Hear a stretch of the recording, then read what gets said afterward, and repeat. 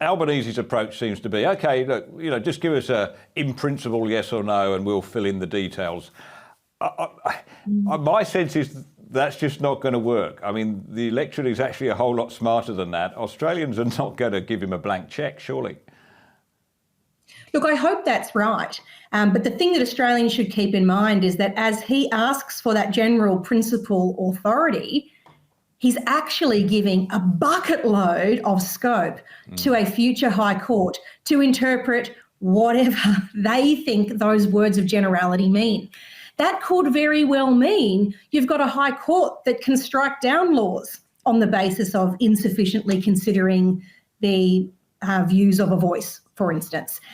You invite judicial activism when you put in very general words to the Constitution and say, well, we've got a principle, we'll let the details get worked out by the court later.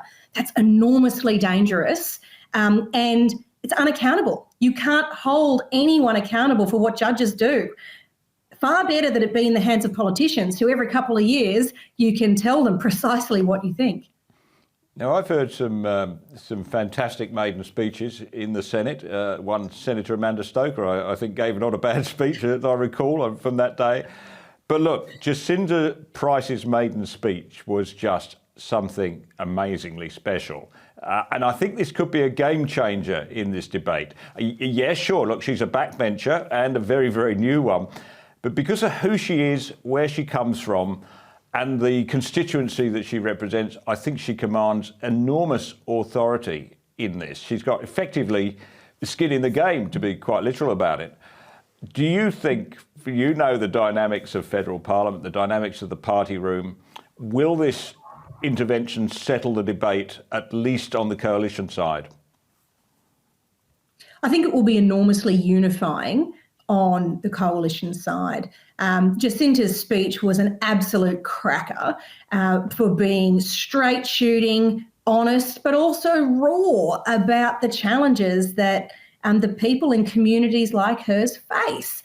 And she really beautifully drew out the need for practical, pragmatic solutions that matter on the ground rather than fluffy gestures that make elites in the cities feel good, but not keeping little girls safer, not keeping women safer from domestic violence, not keeping men away from drugs and alcohol, not keeping food on the table, not keeping people in a job or having the dignity of starting a business. She's so real, so sensible, that I think she will have huge weight in the coalition party room. And I am really optimistic that her contribution to the debate more widely in our Australian community will help people to see that we've got to do more here than just virtue signal about how much we care about Indigenous people.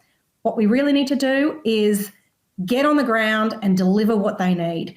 It's not about symbolism, it's about the nuts and bolts of everyday life.